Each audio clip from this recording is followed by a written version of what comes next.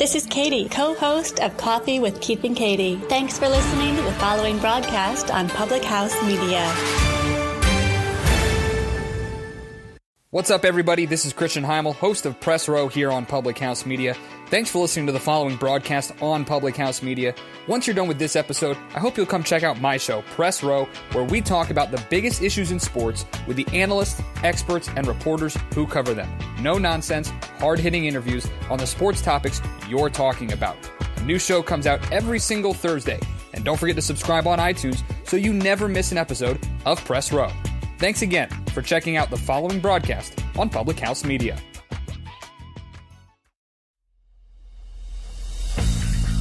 Throughout history, the course of sports has been shaped by one thing: the fans. From the moments you never dreamed of, has saved the USA's life in this World Cup. Paul, the runner, loose ball, it's good. Gonzaga, the slipper still fits. To the moments that still give you nightmares. Behind the bag, it gets through Buckner. Here comes Knight, and the Mets win it. He's in. Patriots win the Super Bowl. Brady has his fifth. through the good and the bad, fans have helped change the games we watch and the players we love. They may not be the most logical people. You are a factory of sadness. I'll see you Sunday.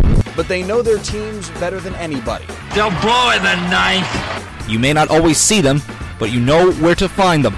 After all, there's nothing quite like the view from the cheap seats. Broadcasting as part of the Public House Media Network.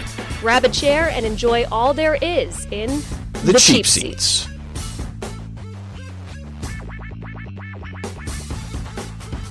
From the only seats I've ever been able to afford, it is the cheap seats presented by Squadcast.fm on Public House Media. It is Keith Hoehne, joined by, not Max this weekend, it is Christian Heimall. Christian is obviously the host of the Monday show with Jonathan, and Max unable to join us. So it's just been recently, Christian, that you were joining us for the flu game. You were the flu show. Yeah, the flu show. Yeah, I was down and out a couple weeks back. It was almost embarrassing, actually. Well, I hope you're feeling better this week. I feel better. I'm sounding a lot better too. I went back and listened to that show, and my goodness, did I sound terrible. Well, how did you let me do that? Well, I was listening to it, and I was thinking to myself the whole time, wow, what a heroic performance. You're too kind. You are too kind, sir. Well, there's a lot of things that have gone on over the past couple days. We're going to talk about the World Cup, see how that's shaping up for the final. Ronaldo went to Juventus. That's a big deal in the soccer world beyond the World Cup. You didn't think that any headline in soccer would be able to beat what's going on in the World Cup, but you know what? That one did it.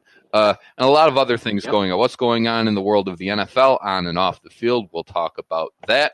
But first, let's start with our quick headlines. And Christian, the Clippers signed Bamute to a deal. And I heard that Carmelo Anthony is also looking for a new home across two teams.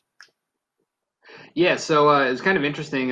Luka Mbamute, who was a solid player for Houston this past year, he signs with the Clippers, which means that the Rockets have now lost not only Luka Mbamute, but Trevor Ariza, two of their better impact forwards.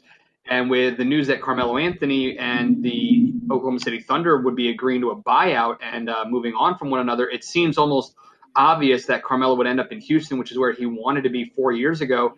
He is apparently meeting, though, with the Miami Heat as well. So I don't know which would be the better fit for him from a playing standpoint. To me, it just makes the most sense, and John and I talked about this on Monday, it just makes the most sense to go play in Houston, accept the fact that you're not a star scorer anymore, you're a bench player, you're a role player, and win a championship potentially. Yeah, and you mentioned with excuse me, had a tickle in my throat there. So with Carmelo Anthony, you think that he should be going to Houston? Absolutely. Yeah. Why go to Miami? They're not even relevant. I don't know why you go to Miami. Especially in Yeah, I think the reason you go to Miami besides Houston is if you accept the fact that you're not going to win a championship with Houston because of the Warriors and and what the Lakers have with LeBron now. I don't care what anybody says about the Lakers. If you have LeBron James on your team, you are then arguably the best team in the NBA. Now, of course, it's a hard statement to make with Golden State, but I don't think I'm too far off knowing the history that we do with LeBron and the teams that he goes to. But if I'm Carmelo, I'm thinking, all right, I'd go to Houston. The West is tough. I'll probably get beat up in the West even with a good team around me. I could go to South Beach. I could go to Miami.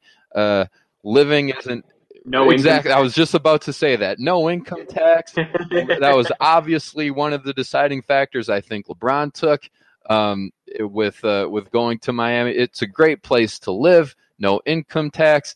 You know what? It's late in my career. I'm going to retire to Florida while playing some basketball in the spare time. Yeah, I can't disagree with that. I mean, but then again, I sit there and I go, the Rockets, if Chris Paul was healthy and if they had a guy who could actually shoot a 3 in Game 7, maybe they beat the Warriors. Because we forget, the Warriors went out and demolished the Cavaliers in the finals. But if Houston can hit a 3 in Game 7, Houston probably wins that game. So Carmelo could be that guy. He's a tremendous scorer, talented scorer, no doubt. Very good shooter. Goes and plays in Houston with a guy he's very good friends with in Chris Paul, guy he had been trying to get to go to play for the Knicks, but it never worked out.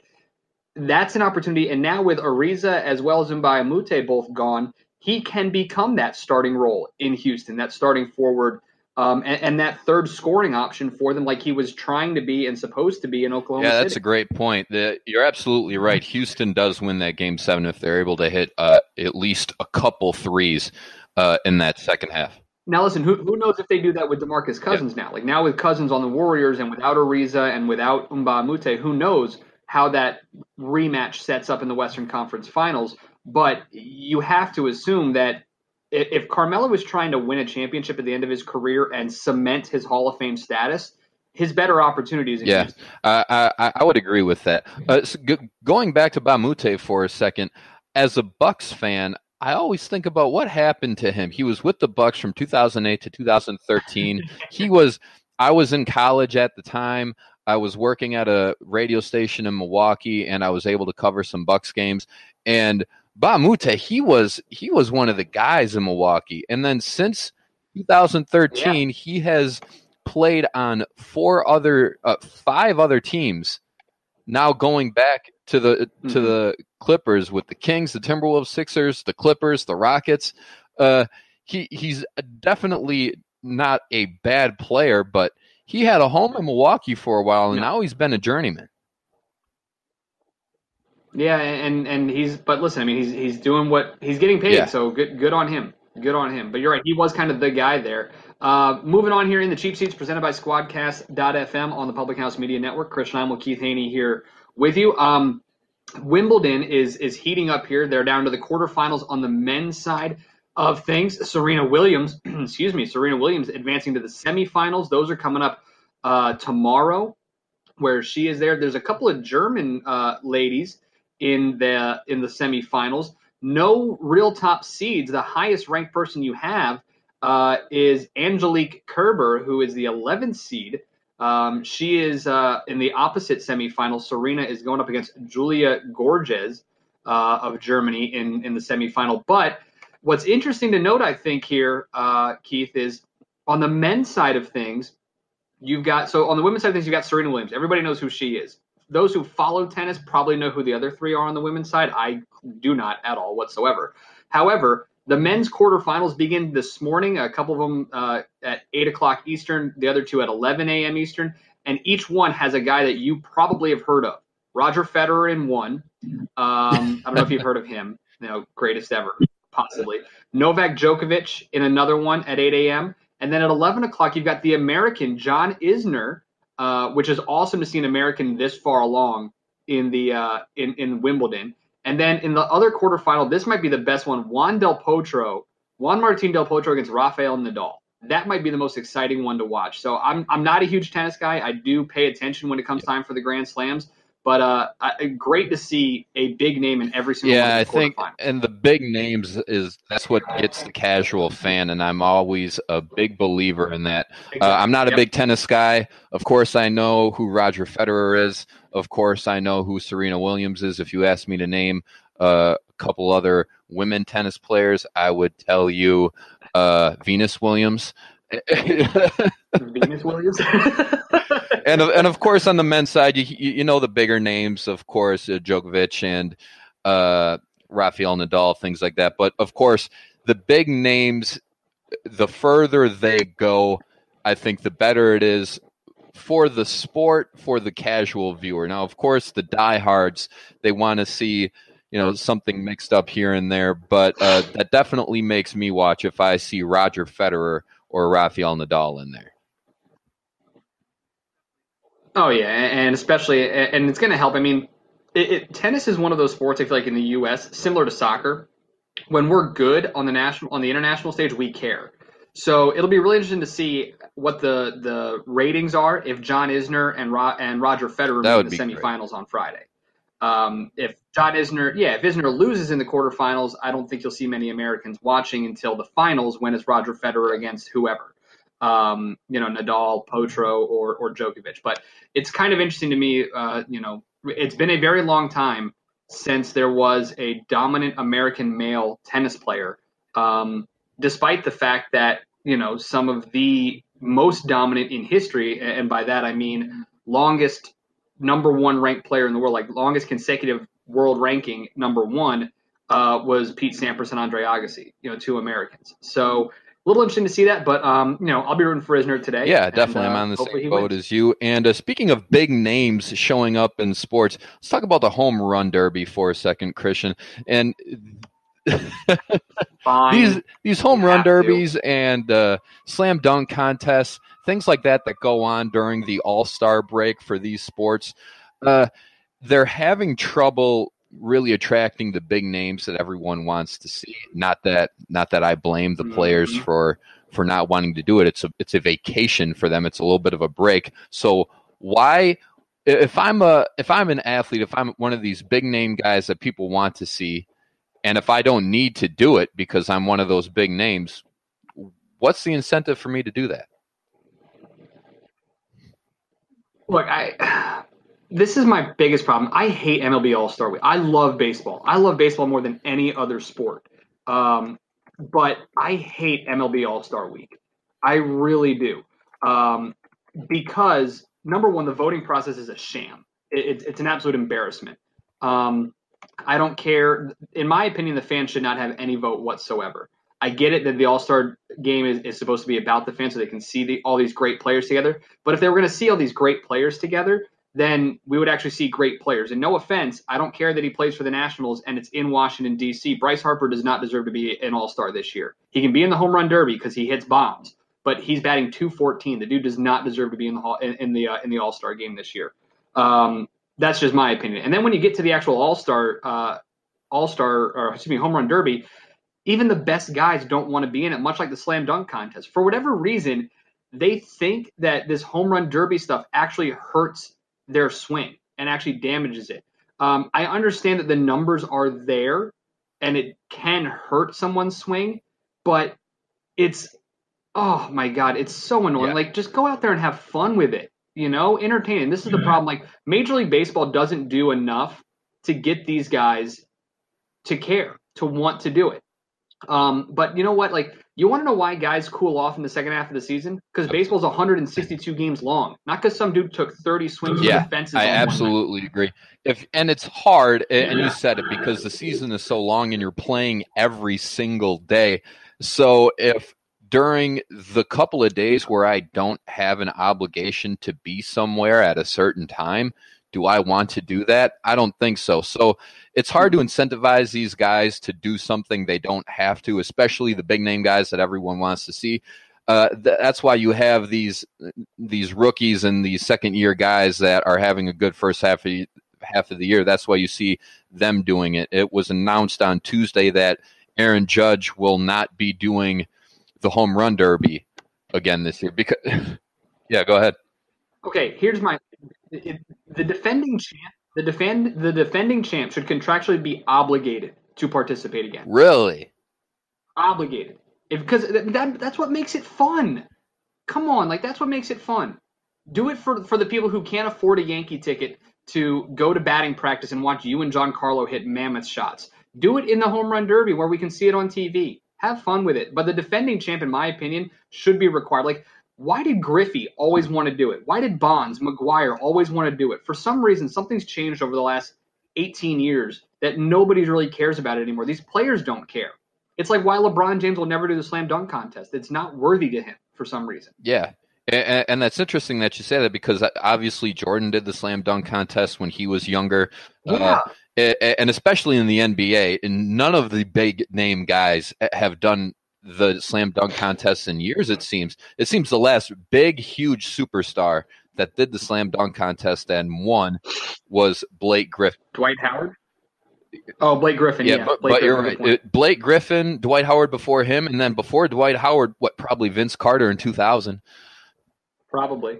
Now, listen, I don't want to see Mike Trout in the home run derby. I don't know. I just don't think of him as a home run guy. I mean, yes, he's second in the league right now this year with 25 homers. But I want to see J.D. Martinez, Aaron Judge, Nolan Arenado, Nelson Cruz, Bryce Harper, Giancarlo Stanton, Joey Gallo, Paul Goldschmidt, Manny Machado. Take your pick. Yeah. Like those are the guys that I want to see. Maybe Edwin Encarnacion, maybe. But oh man, come on. We got to find a way to incentivize these guys to make them actually want to do it. Because here's the thing, and we'll go to break here in a little bit, but because we got a lot of stuff to talk about. But what in the world does the NHL do that makes the best guys want to participate in the skills competition? Right. I don't watch the skills competition because I'm that insane about hockey. I watch because, dude, Steve Yzerman's actually, a big name, and he's actually hitting at 116 miles an hour. Yeah. Those slap shots, like Marian Hossa, Zdeno Chara is hitting absolute lasers. That's why I watch, is because the big names are actually doing it. I'm not going to watch because, I don't know, Devontae Smith-Pelly is going to do the freaking, shot contest. I don't care. In the NHL, the skills challenge is relatively a new thing compared to the home run derby and the slam dunk contest and things like that, right? So I think it's still. You think we gotten tired of it? I think exactly. I think it's still like a novelty for the NHL, and guys that didn't grow up watching it, they're like, oh wow, this is a cool thing that I could be a part of, but.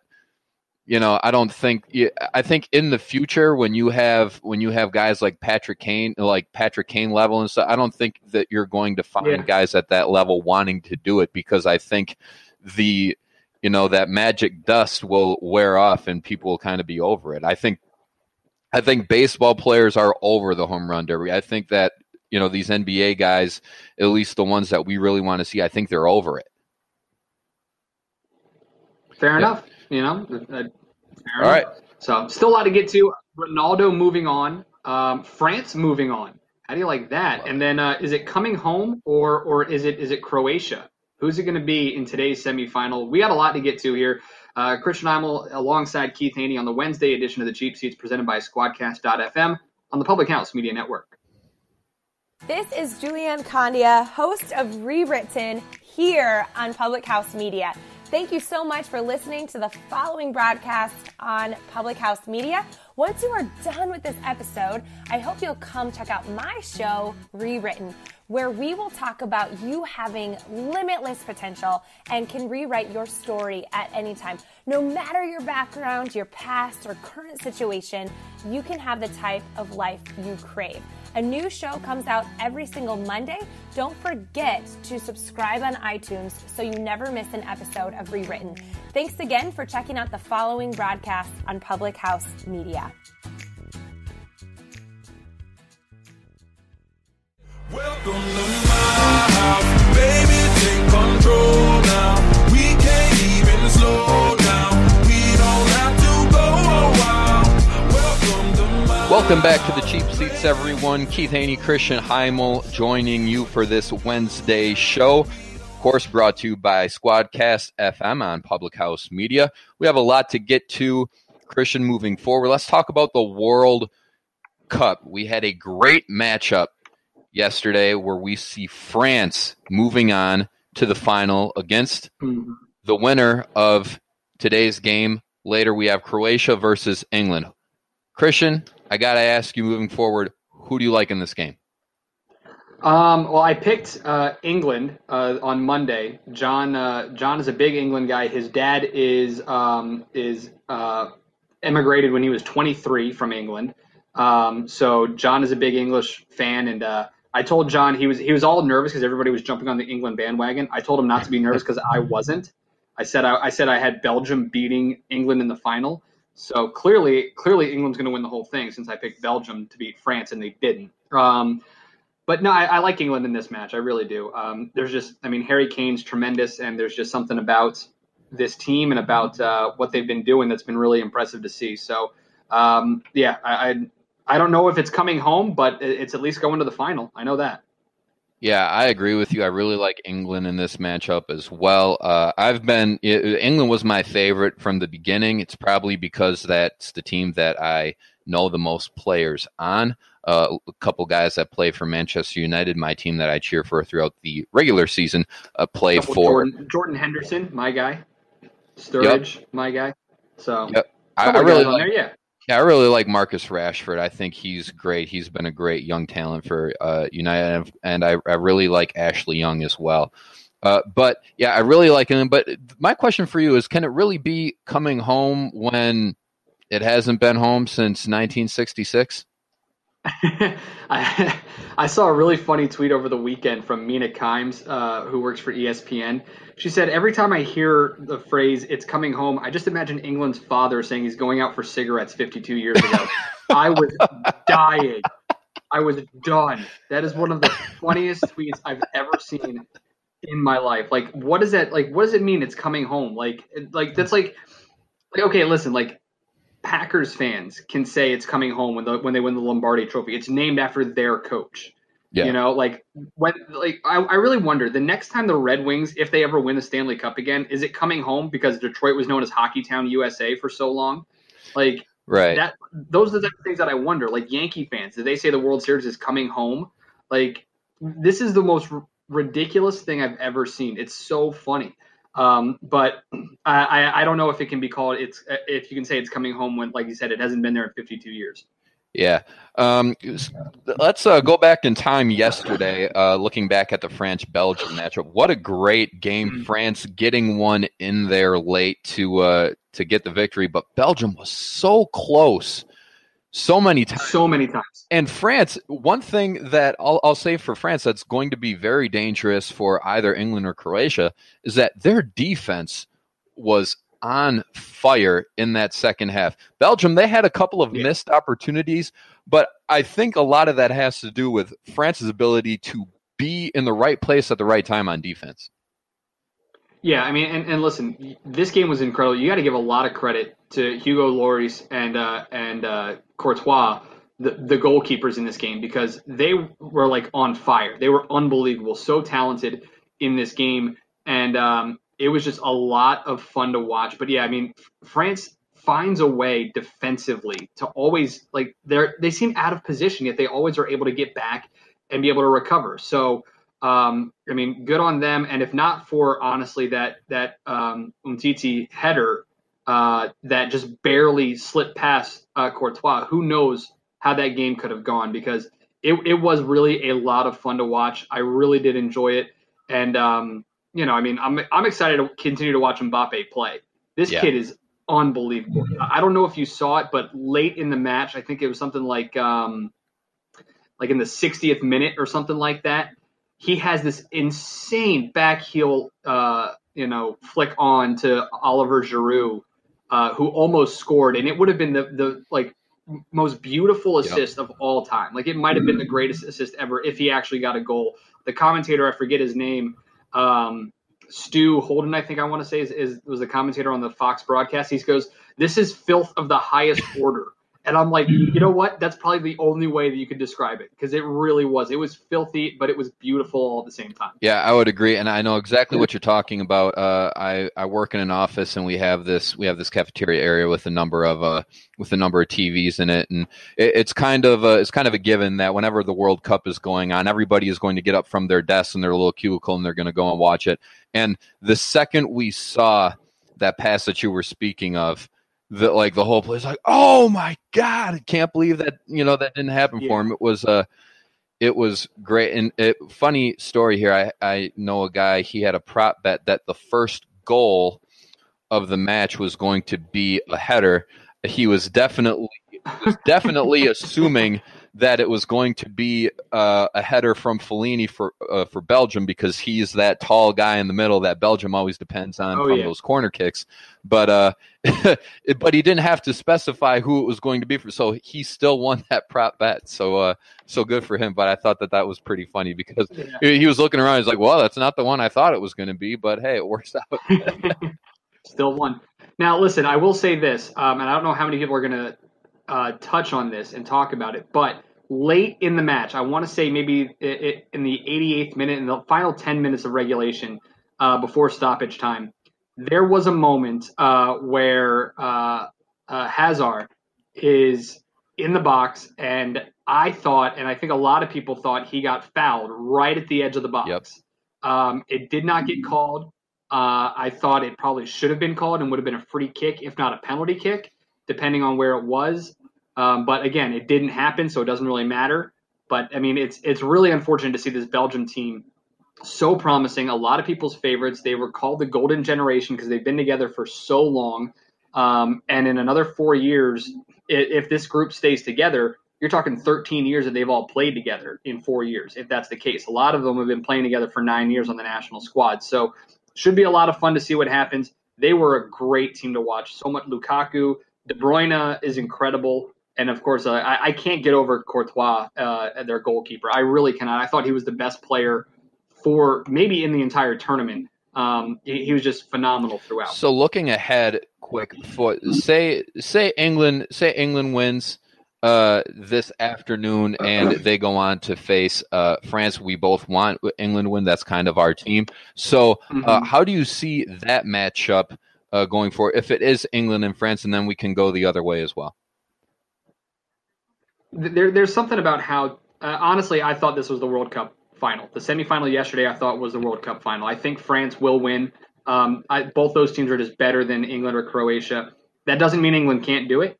You get an early goal, you never know how things change, how momentum can change. I mean, we saw it with Belgium twice. We saw them go down early against Japan, and it seemed as though they were going to be out. And then we saw them get up early on Brazil, and Brazil just kind of folded in the quarterfinals. So, I still think France, no matter who they play, whether it's England or Croatia, ends up winning this match and winning the World Cup. Just they're too talented, and they have found different ways to win. Yeah, I would feel the same way, and I think that's pretty much been the consensus amongst everyone that has watched this World Cup, that whoever came from that France side of the bracket would go on to win it. And I honestly agree too. And I think one of the big reasons there for France is Paul Pogba. He's he might not score goals, but he is such a presence. And one thing that I like about it, he doesn't spend a lot of time on the ground either. If he gets knocked down, he'll usually get back up. And one thing that I can't believe, not to get off on too much of a tangent, but you'll have guys laying down when the game is still going on. Like, all right, you're not getting the call right now. Get back up and start going. And that's one thing that I always liked about Pogba in this World Cup, is that he's taken a couple of shots because he's obviously a target there for France. But when he does, he gets up pretty quickly because I think he knows he still has a game to play. So what you're saying is it's nice to see a soccer player playing soccer as opposed to acting? That's what I'm saying. Is that what you're saying? Oh, okay. All right, cool. All right, fair enough. Fair enough. We care about flopping. The question is, do you care about Ronaldo? That is the big question. It's our Facebook question, in fact, our poll question. Head over to the Facebook page, Cheap Seats by Public House Media. We'll debate that in a little bit. And for whatever reason, Keith, I mean, it's like kind of meh that Ronaldo's heading over. But we'll talk about that in just a little bit. You're listening to the Cheap Seats on Public House Media, presented by Squadcast.fm. This is Daniel Poppy, host of How to Write Good here on Public House Media. I just want to thank you for listening to the following broadcast brought to you by Public House Media. Once you're done with this episode, I hope that you'll come check out my show, How to Write Good, the writing show that is not about writing. A new show of How to Write Good comes out every Wednesday, so don't forget to subscribe on iTunes so you never miss an episode of How to Write Good. Again, thanks for checking out the following broadcast on Public House Media.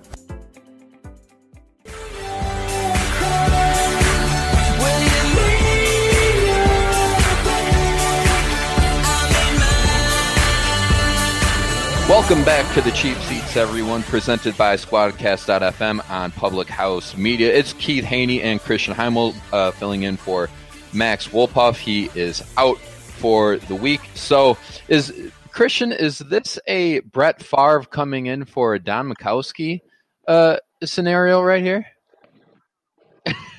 I don't know if I'm going to Wally Pipp Max. I don't know if I'm going to do that. That's not nice. That's not nice to Max. Are you saying that I'm Braden Holtby and he's Olaf Kolzig? Yeah. Is that what you're saying? Okay. All right.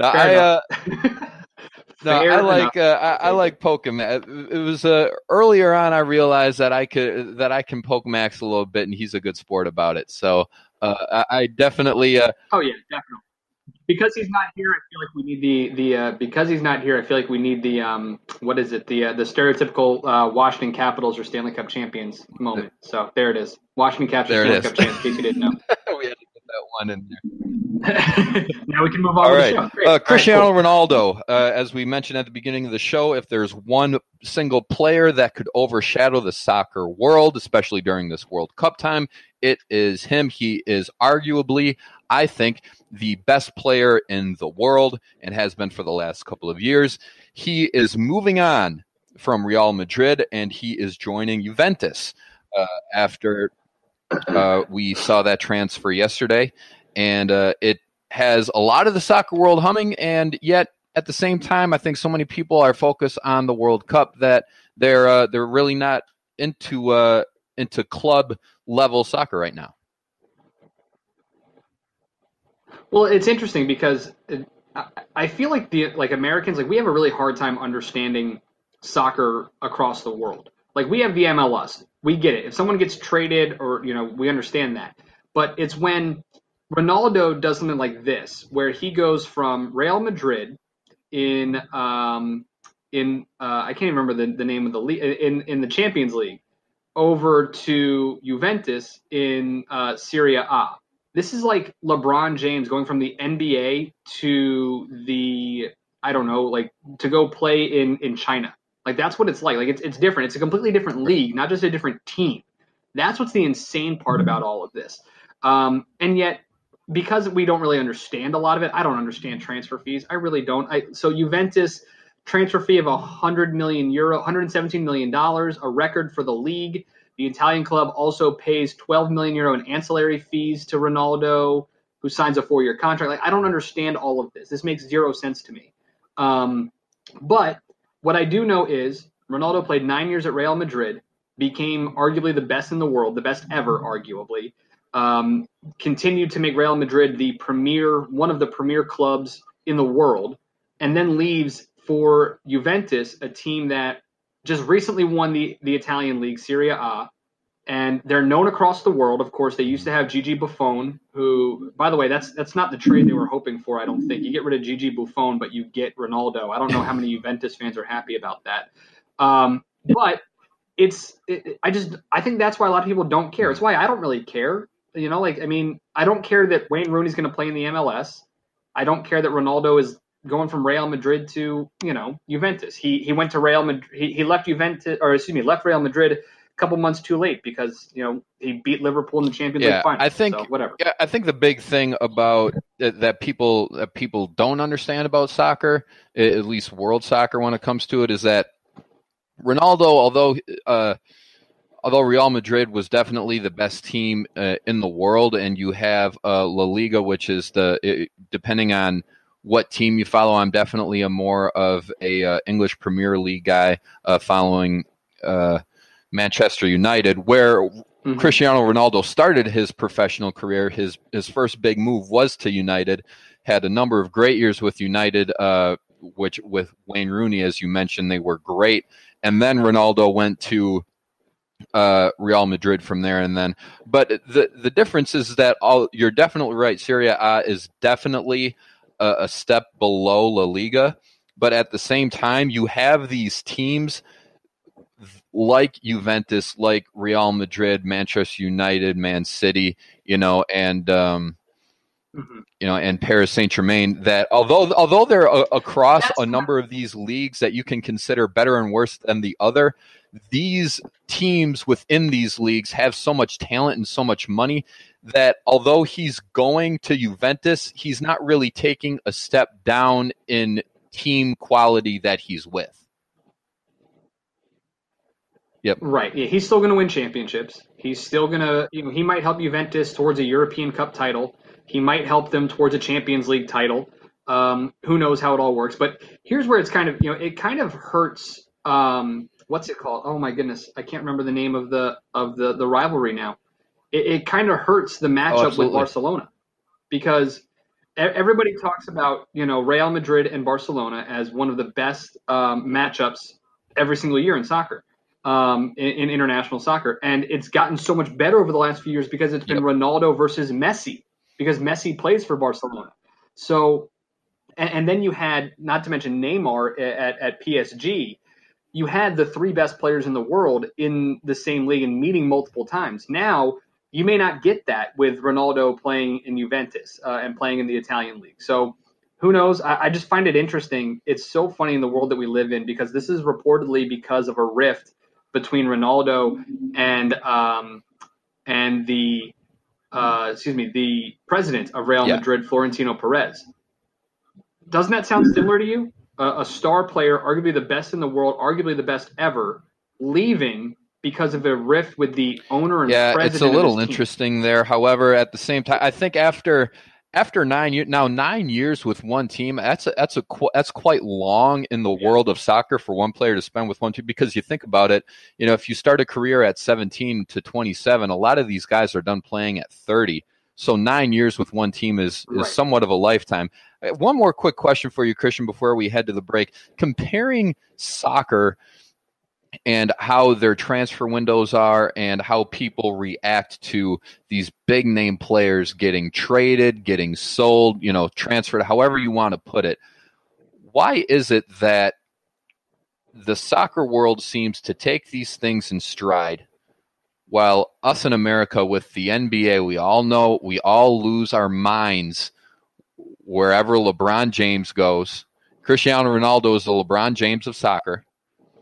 We all lose our minds, know, in NFL free agency and NBA free agency, and everybody says that I refuse to. One of my co-hosts says he refuses to watch the NBA because of what Golden State is. However, you have these teams with all the money getting stacked every year in soccer, and everybody still watches it. Why do you think we have this reaction to these sports in America, while in soccer, the fans seem to take this in stride? Well, like I said at the top of the segment, I think a lot of it is because it's different leagues. I don't know. It's not as if Ronaldo is leaving Real Madrid to go play for Barcelona. It's not like he left Manchester United to go play for Arsenal. It's not like Gigi Buffon left Juventus to go play for another Serie A team.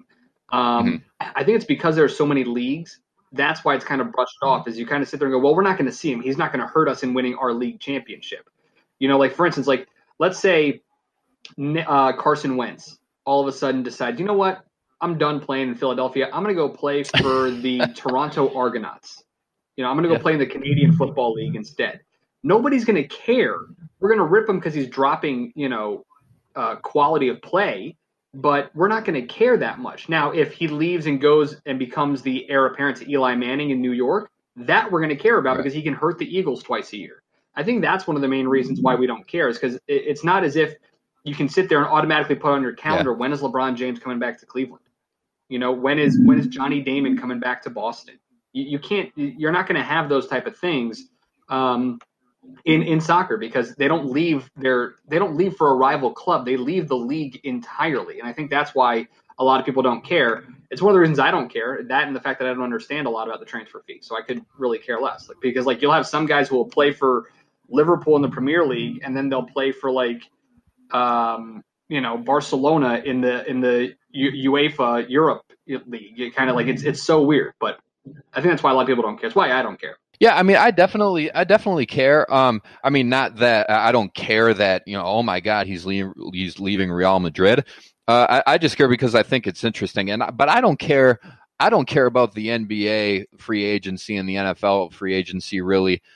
In the first place, at least I don't get all worked up about it like some people do. LeBron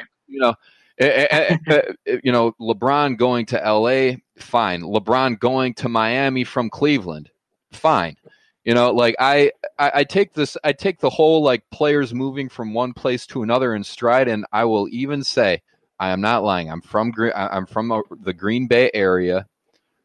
I did not care one bit that Brett Favre went to New York, and I didn't care that Brett Favre went from New York to Minnesota. I didn't care. He wasn't a Packer anymore. He was free to do what he wanted. So, I mean, that's always the reaction that I've had. So asking me if I care, that's it doesn't really work in my case, because it's something that I've never really cared about in the first place. But anyways, how about you guys? That's our poll question. Check it out on our page on Facebook. Do you care if Ronaldo went to Juventus? Do you care about other transfer talks within soccer? But that's our poll question, so go there, weigh in, check it out. Coming up in the next segment, it's NFL headlines. We had a big one on Tuesday. It came off the field. LeSean McCoy, what's going on with him and the accusations that he faced on Instagram, and the obvious trouble that is going on with his relationship with his supposed girlfriend. We will talk about that coming up on Public House Media, presented by Squadcast FM. Hi, this is Emily. This is Lindsay. And this is Elizabeth, co-hosts of Beauties and Headcanons here on Public House Media. Thanks for listening to the following broadcast on Public House Media. Once you are done with this episode, we hope you'll come check out our show, Beauties and Headcanons, where we talk nerdy to you about fandoms, fan fiction, and all pop culture for nerds that you can think of. A new show comes out every Friday. Don't forget to subscribe on iTunes so you never miss an episode of Beauties and Headcanons. Thanks again for checking out the following broadcast on Public House Media.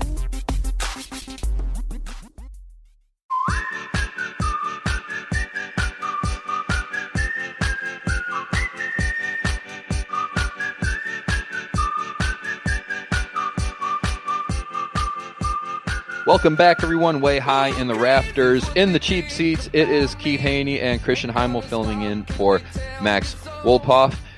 Christian, thanks again for joining us for this wild Wednesday. We'll get into that in a second, but making things even a little more wild, we're going to talk about the NFL, but more specifically, what is going on off the field. LeSean McCoy, obviously a big name in the sport. He faced a lot of allegations on Tuesday when an Instagram post came out from a friend of his girlfriend's. She posted a photo of LeSean McCoy's girlfriend and a very graphic image of a beaten and bloodied and bruised face, accusing LeSean McCoy of not only assaulting her, but past assaults on his son and his dog, and accused him of, performance enhancing drugs. And it was a very bizarre post, which has since been deleted. And even to go further in the story, Christian, TMZ Sports reported that there was actually a break-in late Monday night, early Tuesday morning, and it was a targeted hit of the home. And of course, LeSean has denied these allegations, and there are still very unclear answers on what's actually going on here. Yeah, I mean, first and foremost, the image is beyond disturbing. Yeah. It's, whether it was LaShawn McCoy or somebody else, whether LaShawn had direct knowledge of what happened, the people who did this are monsters, absolute animals. And just, you look at it and your heart just kind of sinks, and hopefully a very speedy recovery for Delicia Corden, the woman who is supposedly the one in this picture. But I got to be honest. I mean, this is stuff that doesn't get kept quiet. Somebody finds out about this stuff. So I really hate doing this. I hate doing it, trying to nitpick and trying to debunk someone's claims. I hate doing it because it makes me sound like a terrible person. But the fact that the post was deleted, the fact that this person who his supposed girlfriend, or according to some court records, ex-girlfriend, because LaShawn apparently went to a court and tried to have her evicted from his home or whatever it was. Her account's been set to private.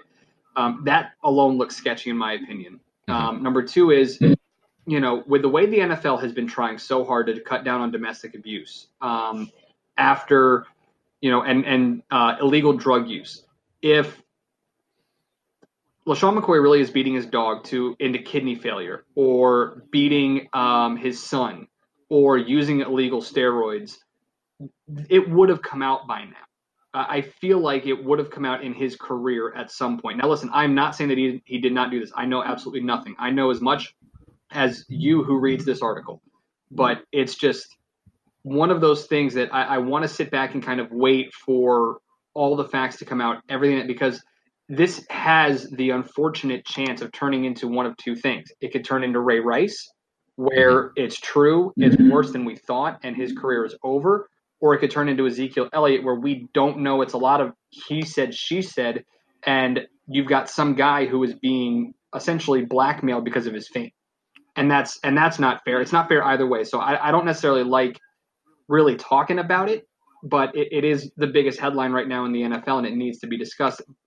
Bottom line, whether it was LaShawn McCoy, whether it was someone he asked to go and told to go do it, whoever is responsible for physically abusing this woman needs to be in bars for a very long time. Yeah, and there are no winners in discussing this, because at the end of the day, you have a woman that was brutally beaten, and that's obviously the most important part. Unfortunately, the narrative gets lost very quickly when you're talking about a public figure in arguably the most popular sports league. Not to mention most violent. Right. So it all of a sudden goes from, this woman was brutally beaten to who's to blame. And like you said, is it LaShawn McCoy? Did he do this? How did it happen? Obviously the checkered past with him and this woman. You said, there are reports that he tried to have her evicted from a home. And, that all seems to be lost. The personal nature of this seems to be lost, in the narrative of what is the NFL going to do about this? And that's really what everybody starts talking about. It went so quickly from Ray Rice assaulting his wife to what did the NFL and the Baltimore Ravens do wrong? And in situations like this, you have to wait and see how things play out, because, things are so iffy with what we know of this that it could be anything. It started out from allegations on an Instagram page, which has been deleted, and now everything else has come out of this. But everybody wants an answer now, and everybody wants to jump to conclusions so quickly, while this is probably going to have to take a while. Yeah. Now, just to give all the information here. So this came out Tuesday morning. A unidentified user on Instagram posted a bloodied and bruised message of a woman that they identified as LaShawn McCoy's former girlfriend. The message, which was later deleted before the account was made private, accused McCoy of being responsible for the injuries. LaShawn McCoy then put on Instagram a statement from himself saying, "For the record, the totally baseless and offensive claims made against me are completely false. Furthermore, I have not had any direct contact with any of the people involved in months." What makes this all interesting here is that there are court documents that says McCoy was trying to evict Corden from the Georgia home where everything happened Tuesday. The couple of people reported that McCoy was in Miami working out in preparation for Bills training camp coming up later this month. The Bills said in a statement, quote, "We have spoken to LaShawn and been in contact with the NFL. We will continue to gather information."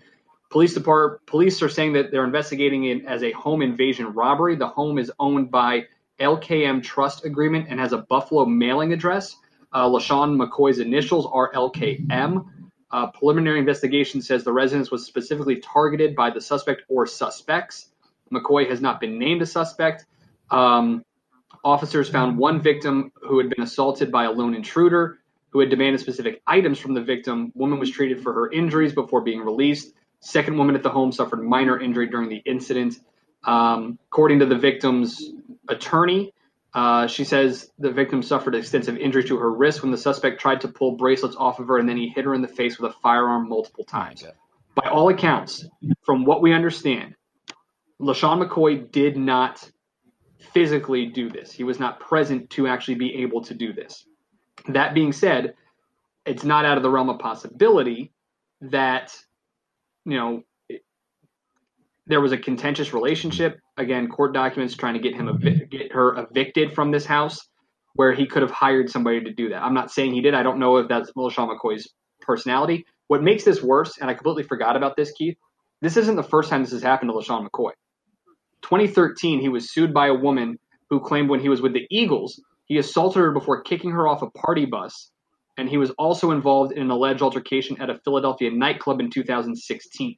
So this isn't his first, go around with the law when it comes to physically abusing a woman, which makes it even worse when you think about it. Right, and I think that will definitely play into the narrative moving forward. Is this a pattern now? That kind of went away through help with some of his lawyers and everything back in 2013. This obviously seems to be a much more serious event that has happened that he's linked to. So I'm sure that will be a part of the narrative moving forward. And if this is just another piece to a violent past, or if these are isolated incidents, they don't appear to be isolated, but at the same time, like we said, there's a lot more to come out in this, so it would be unfair to make any assumptions at this time. So, right, yeah, just very unfortunate though for it even to be there, for it to even happen. Moving on, at some point the NFL's got to get better. That's the last thing I'm going to say. At some point the NFL's got to get better. They've got to, because it's an NFL problem. It's an NFL problem. I know it's a societal problem, but right now in the world of sports, it's an NFL problem. You're absolutely right.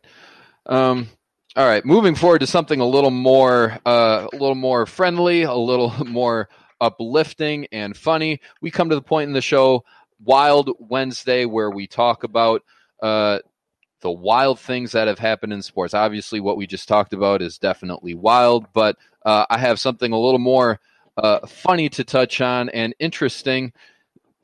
Christian, have you ever heard of the JBA? The JBA. The Junior Basketball Association, which was started by, guess who? LeVar Ball. And this is... Okay. Really? Wait. It's not the BBL? It's not the Big Baller League? It is, but it isn't. Now, the JBA, it's the Junior Basketball Association. However, the official partner of the Junior Basketball Association is the Big Baller brand. And this is a league that consists of 8 teams in a number of very big cities. Listen to the names of the teams: the Los Angeles Ballers, the New York Ballers, the Houston Ballers, the Chicago, Dallas, Philadelphia, Seattle, and Atlanta Ballers. They are all ballers. They're just in a different city. And the reason why I bring this up is because, of course, being started by LeVar Ball and being sponsored by the Big Baller brand, his two younger sons are just new members of this league, with the most recent one being LiAngelo Ball. Which one is the middle one, Christian? LaMelo. So LiAngelo, he was already apparently on board to play in this league. But LaMelo, of course, he was suspended from UCLA for the year after shoplifting in China. And then he was later pulled off the team by his dad, went to Lithuania with LiAngelo, and now they're back in America, and they're playing in the Junior Basketball Association. The whole thing with this family, since Lonzo became a big name and LeVar, thrust himself onto the spotlight. Everything about this family fascinates me. But for specifically LaMelo, I think that this whole thing with his dad and controlling everything that he does as far as the basketball court goes just has completely hurt LaMelo over anybody else, because LaMelo is not an NBA talent. He's just not. And playing in these terrible leagues is not helping him at all. The best thing that could have ever happened to him was to stay at UCLA on a full scholarship, try to get an education and a degree while you're there for free, while maybe becoming a big enough of a player to have a shot at the NBA. Right. To maybe make a roster? Yeah. Right. That would have been the perfect situation for him. Obviously, I think he ends up getting hurt the most out of anybody. LiAngelo, I think it's a little different. He was still in high school, and his dad pulled him out of high school. However, he seems to have a fair amount of talent, and the teams and the level of basketball that he's playing in now is probably higher than at least the high school ball that he was playing. Now, who knows what that's going to translate into. Oh my goodness. Wait a minute. Don't they live in LA? Yeah. They live in LA, right? You know what this is? This is LeVar Ball protecting his kids from getting dominated by LeBron's kid. You think so? That's what this is. Right. He's protecting his kids, and he's protecting his kids and his own brand. Because imagine if LeBron Jr. or Gary Payton's kid, when they're on the same basketball team, go out and absolutely wipe the floor with his youngest son. Imagine what that does to the Baller brand, to him. Yeah. It proves that he's a joke. So he's smart. He's saving face by not giving him the opportunity to do that. It's very interesting. I think that's a great point. I'll give him credit on that one. I don't know if that's true, obviously, but it's fun to say. Yeah. So. It is fun to say, and you know what? I wouldn't deny it, but at the same time, I don't think I think that LeVar has such an ego about him and his family that I honestly think he doesn't think anybody is better than his kids. Which, to his credit, great belief in his children. You know. Does. Yeah. So, anyways, I could just go on for this, but anyways, that's a quick snapshot into what's going on in the Junior Basketball Association. You know what? Because of the name and because of who's involved, I might pay a little bit of attention to it. Anyways, Christian, what do you got for us for this Wild Wednesday? Keith, you there? Hello? Oh, I lost you for a half second. Okay, sorry. The last I heard was that's what's going on. Okay, I'll lead you back into it. Yep. All right, Christian, what do you have for us going into this Wild Wednesday?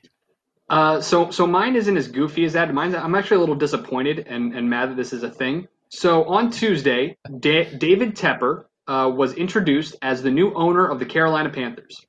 Okay. The Carolina Panthers, you will remember, were sold in December by their founder, not just their former owner, but their founder, the guy who brought the Carolina Panthers into existence, Jerry Richardson. Following reports of sexual and racial misconduct in the workplace, they fined him $2.75 million, and David Tepper ended up buying the team. David Tepper was introduced. He was asked about a 13-foot-high statue of the former owner that sits outside the team's stadium in Charlotte, North Carolina. And his response was that he is, quote, contractually obligated to keep the statue. I'm sorry, what? Really? This dude was fined almost $3 million and was forced to basically go into hiding because of sexual and racial misconduct in the NFL, and we get to keep a statue of him? They didn't even wait for Joe Paterno to be dead when they tore down the statue in Penn State, and they still put it back up after the Jerry Sandusky trial. But how is that in writing that it's contractually obligated to keep it? That to me is absolutely wild. Now the statue, I won't lie, it's a pretty cool looking statue. Just it's unfortunate who the guy is. It's Jerry Richardson holding a football next to two growling panthers. But so many people are mad about this and are hoping that it gets torn down. I don't see how it can't be torn down. You don't have to take down the whole statue. Just get rid of Jerry Richardson. Just do that. Just get rid of the guy in the middle. You can still keep the Panthers there. I don't know why you need to have Jerry Richardson up there, though, considering that what this franchise went through over the offseason was absolutely embarrassing. So it's wild to me that that's in writing, that it has to stay up. A guy who, for all accounts and purposes, spent the majority of his career as the founder and owner of an NFL franchise sexually and racially harassing people. Yep. That's insane to me. That's absolutely insane. I would agree with you. Unfortunately, what is written in a contract and how bad someone wants to own an NFL team has absolutely no bearing on if the former owner is was racially and sexually exploiting people. And they put it in there because it's of course. They put in the contract, look, if you want to buy this NFL team, you want to be in the NFL, you want to play with the big boys, and you want to own a major sports franchise, this is the one small thing that you have to do. Don't tear it down. But this is a guy who was part of the Steelers organization, if I remember correctly, with the Rooney Rule and how socially responsible that front office and that ownership group has always been. And how does the NFL allow that to happen? How do all 30 owners decide to ratify this contract and approve this contract if it's sitting in there that this guy gets to keep his statue? I don't understand. I don't get it. You think there's anybody in the Clippers organization there's no picture of Steve Ballmer anywhere in the Clippers organization? Yeah. It's unbelievable. That is, pun intended, Christian. That is pretty wild, man. Yeah. Yeah. Yep. I would agree. It's very interesting. We'll see. We'll definitely see how things move on from this. Now, of course, it's written in a contract. By the way, Donald Sterling, not Steve Ballmer. Donald Sterling, the old owner of the. Not Steve Ballmer. My apologies, Mr. Ballmer. You're a good guy. Well, Donald Sterling, no, go away. Well, the big difference there, Christian, is that there was a recording and there was evidence. There was physical evidence that people. Oh, the investigation, but the investigation against Jerry Richardson was just as I don't even know the word deplorable, just as bad. But if you don't, once you see it and once you hear it, it makes it so much more real. Just ask anybody that's involved with the Ray Rice incident. It's not for so many people. It's not real until you can see it, feel it, hear it. We'll see how this goes moving forward. I wouldn't be surprised if we see that portion of the statue getting torn down eventually because of the outrage that this will probably receive moving forward. But anyways, two pretty wild stories to end this week's episode of the Cheap Seats for Wednesday. It has been Keith Hoehne and Christian Heimall in place for Max Wolpoff. Go to our Facebook page, of course, and weigh in on the poll question. Do you care about Cristiano Ronaldo moving over to Juventus? And check out a lot of other cool things on our Facebook page as well. And don't forget to tune in to our Friday show with Matt and Jake. For Keith Hoehne and Christian Heimall. This has been the Cheap Seats on Squadcast FM on Public House Media.